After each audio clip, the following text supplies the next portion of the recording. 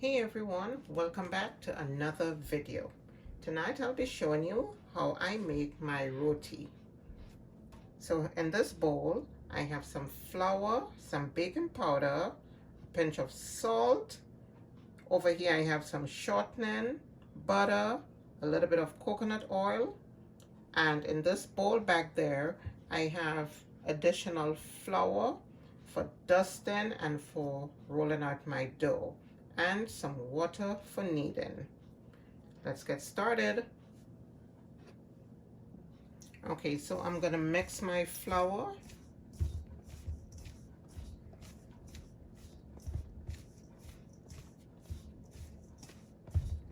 Okay, so I'm gonna gradually add some water to form a soft dough. If you want, you can add a little bit of sugar also to your flour. That's fine. And if you didn't want to use water, you can also use milk. So I know you're probably wondering why I didn't add the fat into the flour. If you want, you could add fat in the flour, but I use my fat afterwards because what I'm gonna do, I'm actually gonna melt the fat when I'm rolling out the roti, when I'm rolling out the dough, and use it as a paste on the dough. So that's why I did not add it, but if you want to add a little fat in the flour, that's fine. But don't worry, you're gonna see how I do everything. And you're not looking for a stiff dough, you're looking for a soft to medium dough. And if you need to use extra flour, you start off by using a light dusting. You don't want to use too much flour to alter your recipe. Okay, so I'm going to let this rest for about 5-6 minutes. Come back and show you the next step.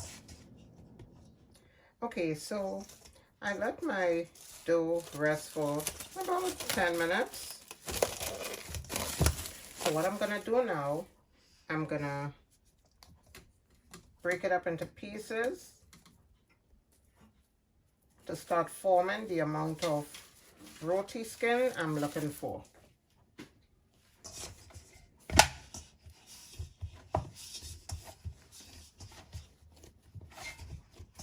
Okay, I'm gonna dust my fingers.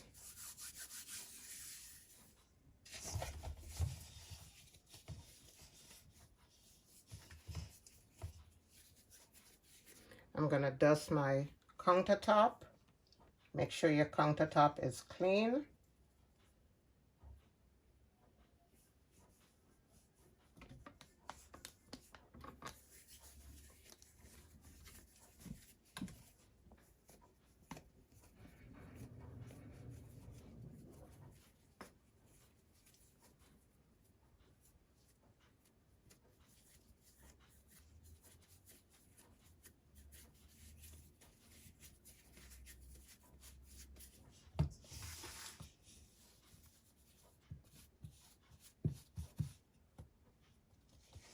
And that's one ball.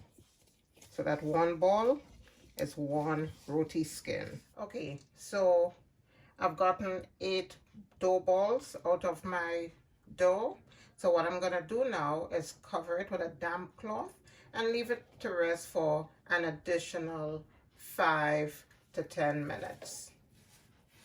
Now roti is a lot of steps, but it is not hard to make. So please do not be intimidated. It's a process, yes, but it is not hard to make. So I'm gonna just let this rest, and in the meantime, I'm gonna go ahead and melt this. Now, if you want, you can just use oil, but I like a combination of butter and shortening because the butter and the shortening together adds moisture, enhances the flakiness of the dough, and it adds flavor. So that's why I'm using it. But if you want, you can just use oil. So I'm gonna go ahead, while this is resting, I'm gonna go ahead and melt this combination. Okay, so my dough has rested. So I'm gonna sprinkle some flour.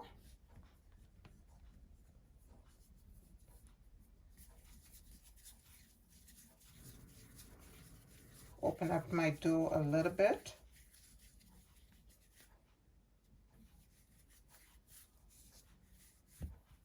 And begin to roll.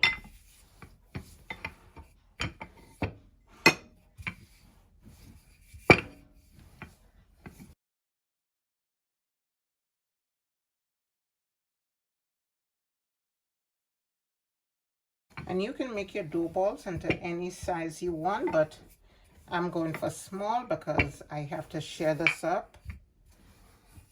So I am making it small.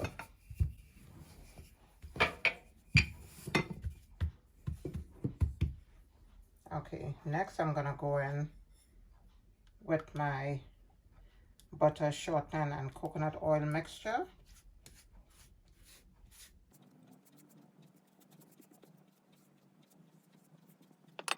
Sprinkling some flour.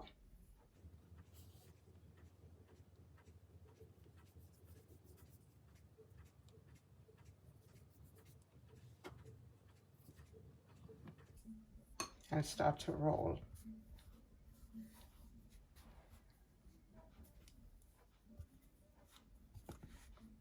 This is how you're gonna get the layers in your roti. And I'm gonna just tuck everything in. Rolling is what helps with the layers.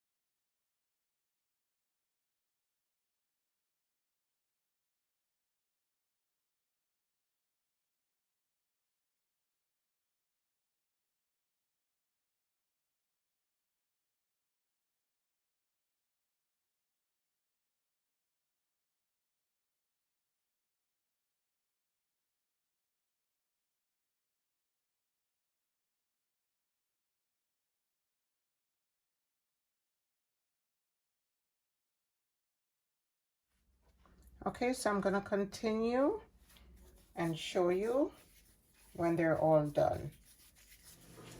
Okay, so it's now time to roll out my roti.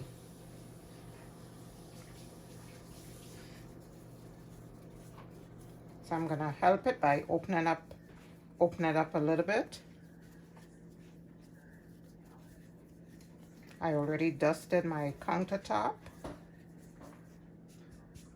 And now I'm gonna roll it out.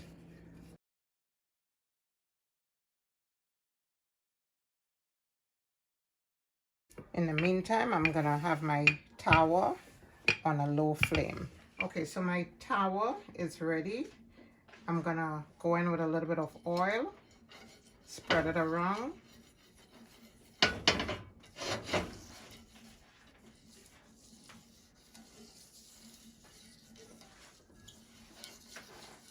And now I'm gonna add my dough that I've rolled out. This is my dough. It's nice and ready. I'm gonna pick it up and I'm gonna bring it to my tawa.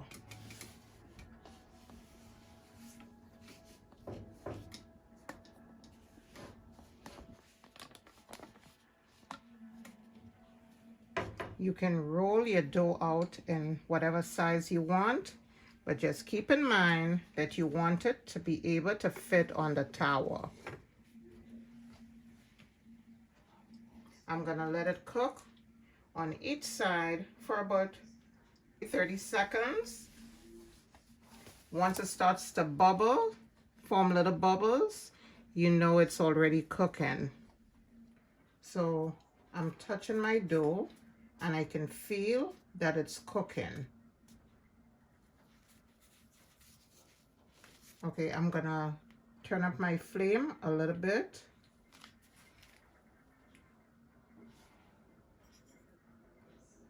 But once you see the bubbles forming, you know, look at that. You can tell it's no longer feeling moist. Okay, you can see that. It's forming air pockets. That's the baking powder being activated. So I'm gonna flip it over and I'm gonna brush it with some oil.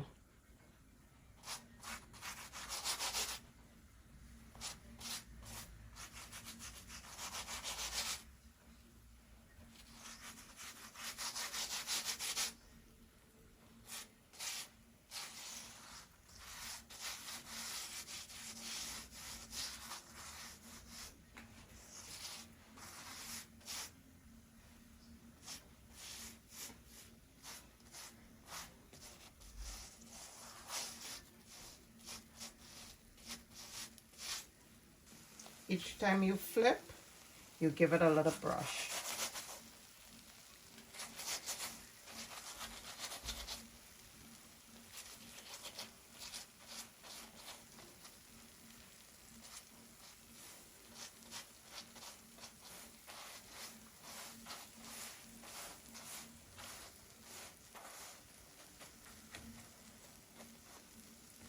Okay, I don't want too much color. So I'm going to start bringing it to the middle. And this is what I use.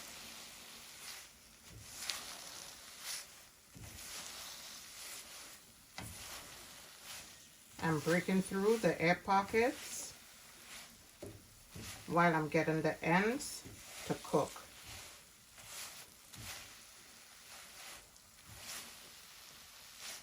Okay. And I'm gonna start bringing it together and clapping it.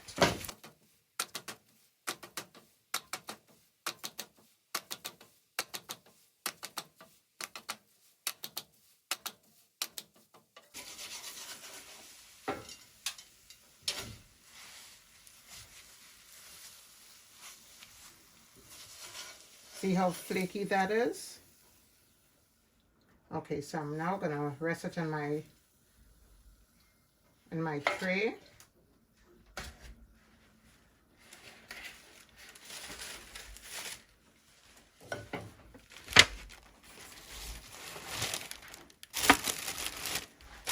It's super hot, but I want to show you.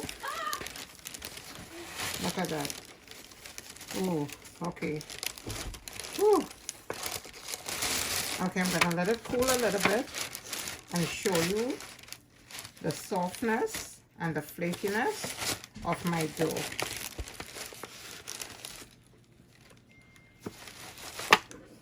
Let it cool a little bit.